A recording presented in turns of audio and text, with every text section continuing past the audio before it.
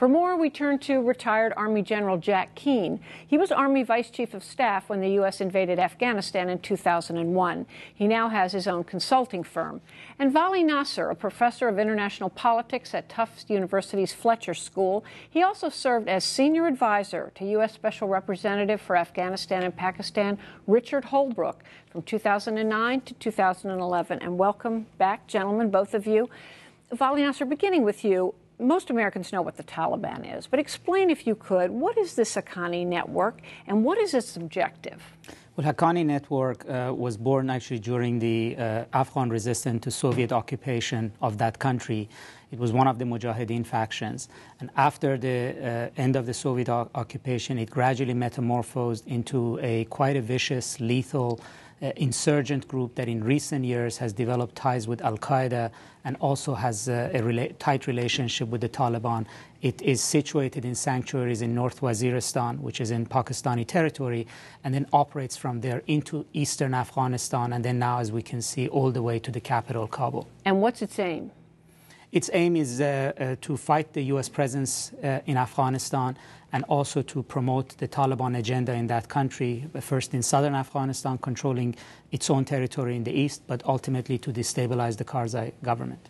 So, General Keane, first of all, is it a given that what Admiral Mullen said is true, that the Haqqani network is supported by Pakistani's military and ISI? And if that's the case, why? Why, when Pakistan is cooperating with the U.S., at least ostensibly, in the whole Afghan conflict, is it funding such a really, as Vali Nasr said, a vicious group that really has a real skill in targeting U.S. and Afghan forces? Well, the Pakistani military oligarchy has been supporting not only the Haqqani network through sanctuaries in Pakistan, but also the Taliban through sanctuaries south of Kandahar, also in Pakistan. And this has been a known fact that the military leadership of Pakistan has been complicit in aiding and abetting the Haqqani network and the Taliban for years. Why are they doing it?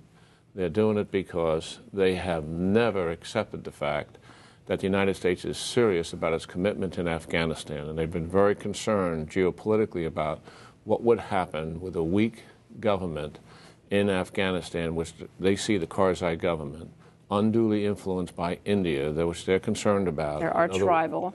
That's exactly right. And eventually the Taliban regaining control as the United States exits. So they have had their strategic interest here, as far as they're concerned, is to minimize the risk of that undertaking.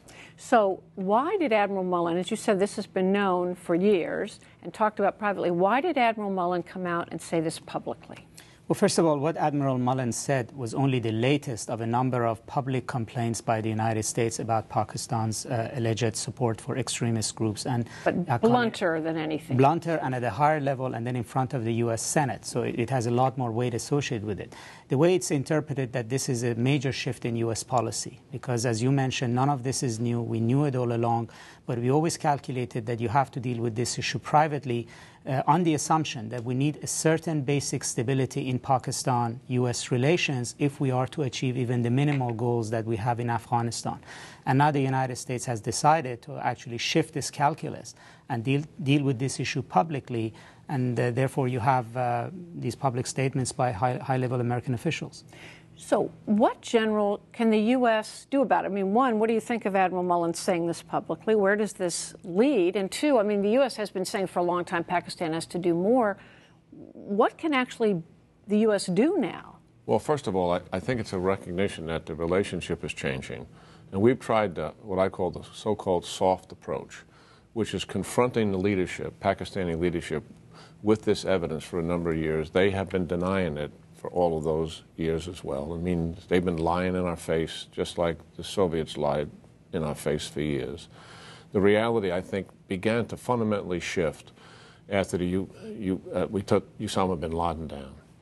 And the harsh reality, I think, the leaders don't talk about it publicly, but the fact of the matter is the military oligarchy was shielding bin Laden for 5 years. It seems pretty obvious, although we may not have the case on it.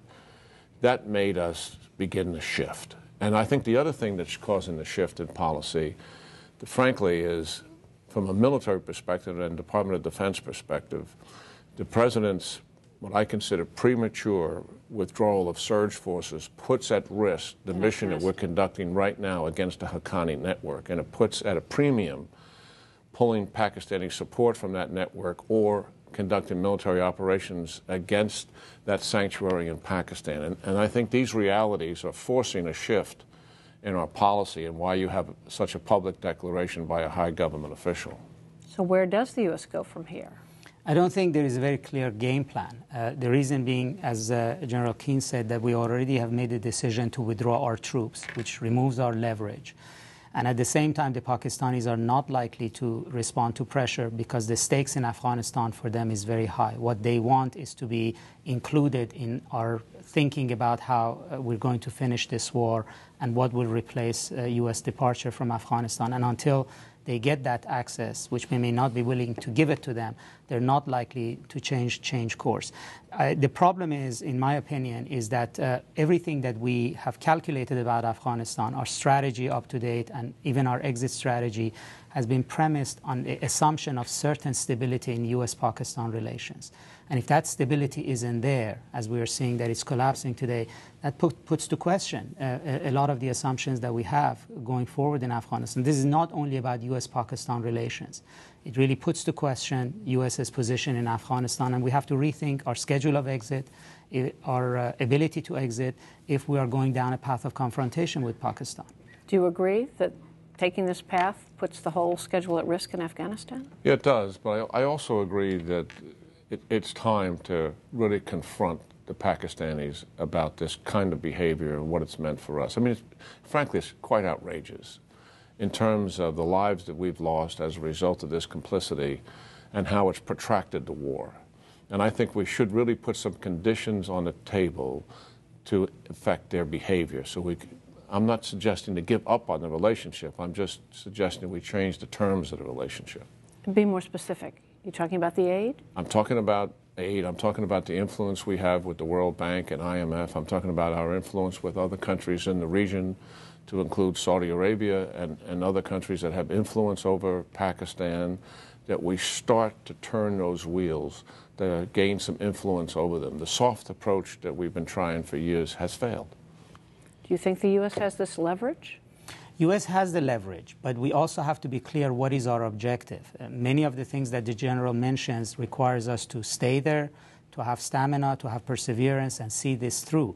Pakistan will more than likely not respond in the short run to pressure of aid or diplomatic pressure, and we have to be willing to apply this pressure over time. We also have to be clear what is our short-run objective. Is it to get out of Afghanistan quickly and with relative degree of quiet and stability, or is it to fundamentally change Pakistan's behavior so that that region will have peace and stability in the long run? And these two things are not necessarily within the same policy framework right now, and I think we have to choose. So you don't think we've gone down the path of no return? With Pakistan? With what Mullen said? No, I think we are in a very different place with Pakistan, and it's very difficult to undo what has happened. So we have opened something, but we have to see it through now. All right, Vali Nasr, General Jack Keane, thank you both. Thank you.